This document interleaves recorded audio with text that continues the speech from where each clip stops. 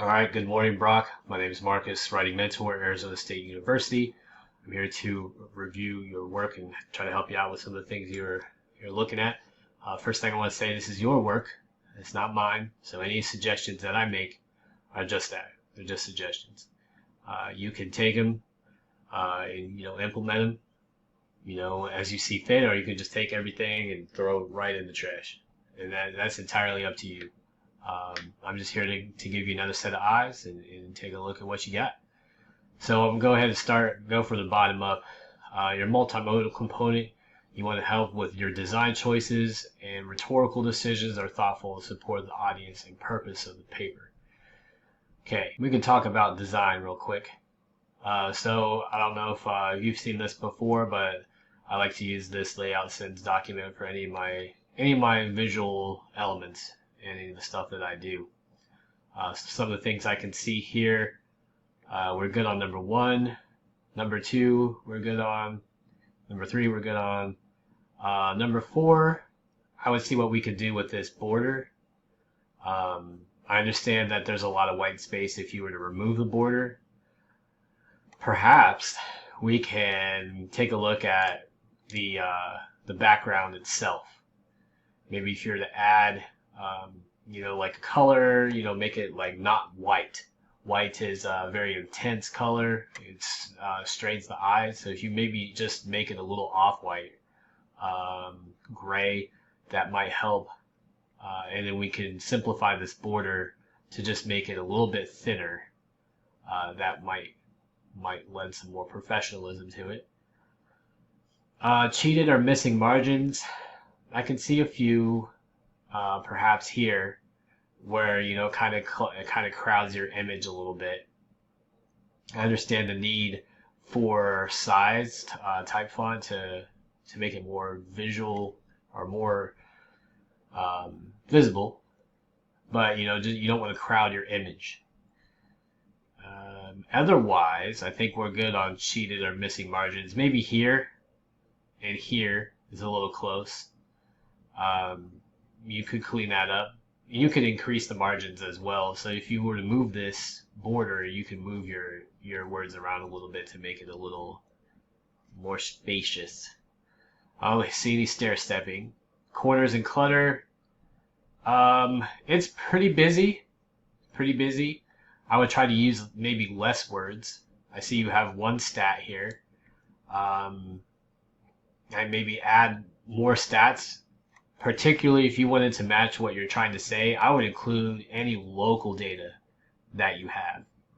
You talked about the hit and run in your document. Maybe you could have some information on that from the police article or something like that that you could add to really push it towards your intended audience. Would definitely have more logos. And that's a good stat. Maybe a graph or a chart or something like that that can help your logos. So if we're looking at wording, and then you have your sources, right? Data and image source. So this can be done one of two ways. You could make this like a small text box, and then you could say, figure one, and then you could source this in your letter, right? Your multimodal analysis. I see that you have a similar color scheme to match city documents. I would be careful with that just because I've worked with cities before, and I know that they can get misconstrued as coming from that department. So if you put out a document with a matching color scheme, X city official might think it's from Y department, and then he or she's calling people over there like, hey, did you guys put this out? And they're gonna be like, what? No, we didn't put that out. Let me see that. And then it might cause a little heartburn. So I would just be careful with that. Though I get what you're trying to go for, and that's cool. Just be careful. I like your source for your graphic. It's credible, and that lends believability to your article. So I see some of your struggles and some of your reasons for those struggles. in the professional world, I mean, you're in corporate, and you know that you have to defend a lot of things that you do, but we have to be versatile. So you're going to have times in your life where you're going to need to get things across quickly and with as few words as possible, especially when it comes to government. They're not going to have time to read through, multi-page document.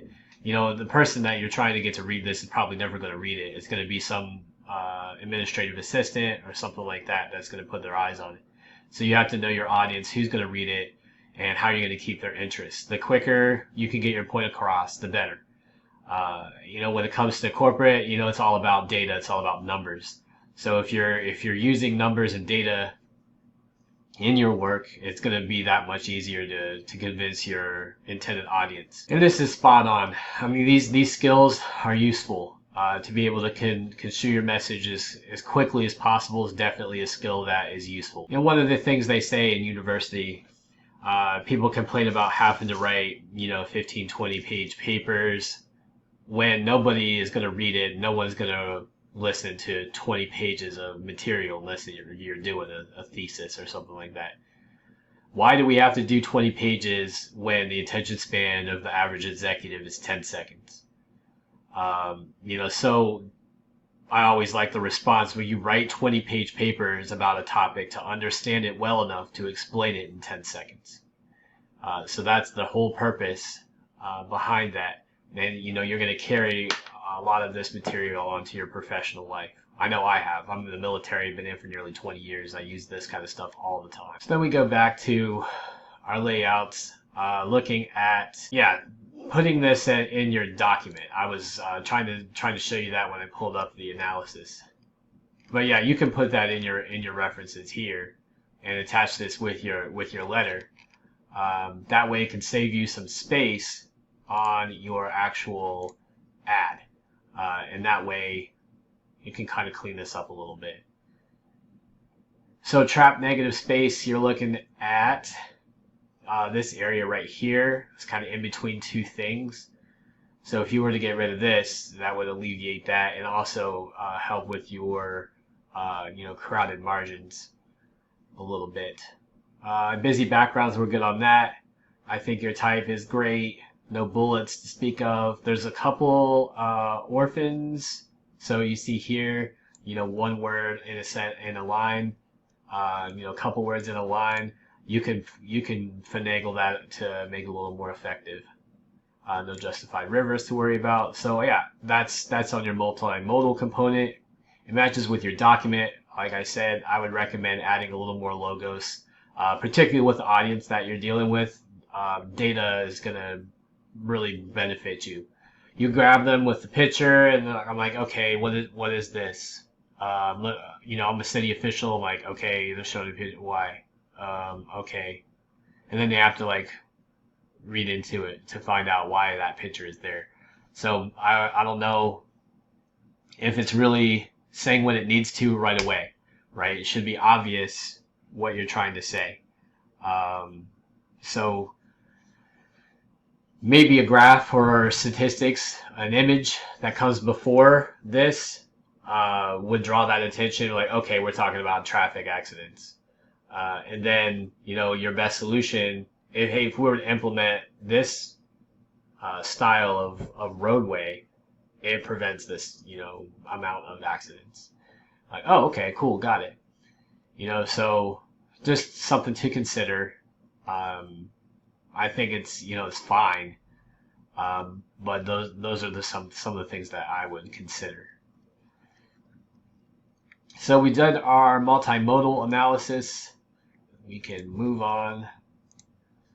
Now we're looking at, non-contextualized source material, or have the sources speak for the writer. Okay, so when we say sources speaking for the writer, let's go ahead and open my search bar. So I don't see any quotations. So when you say sources speaking for the writer, people tend to quote large sections of their material. So I don't see any quotes. So you don't have anything to worry about there. So let me take a look at your source material.